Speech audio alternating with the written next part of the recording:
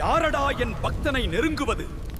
அதர்மத்தின் நிழல் என் பக்தனின் மேல் படர நான் ஒருபோதும் அனுமதிக்க மாட்டேன்.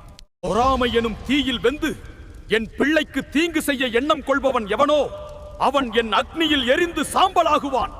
அதர்மம் எங்கு தலை தூக்குகிறதோ அங்கு நான் உங்கள் நிழலாக இருப்பேன். இமயமலையின் உறுதியுடன் நான் உங்களை பாதுகாப்பேன்.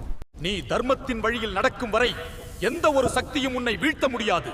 உன் கண்ணீரை துடைக்க என் கரங்கள் எப்போதும் நீண்டிருக்கும். பயத்தை விடு, பக்தியோடு எழுந்து நில். உன்னுள்ளே நான் இருக்கிறேன். உன்னை ஏமாற்றுபவர்கள் உன் முன்னே வீழ்வதை நீயே காண்பாய். உன்னை ஏமாற்றுபவர்களின் சதிவலைகளை நானே அறுப்பேன். அஞ்சாதே, நான் உனக்கு கவசமாக இருக்கிறேன். உன் எதிரிகள் தொடுக்கும் அம்பு என்னை தாண்டி உன்னை வந்து சேராது. எந்த கருப்பு சக்தியும், எந்த கண் திருஷ்டியும், எந்த வஞ்சகமும் உன்னை தொட முடியாது.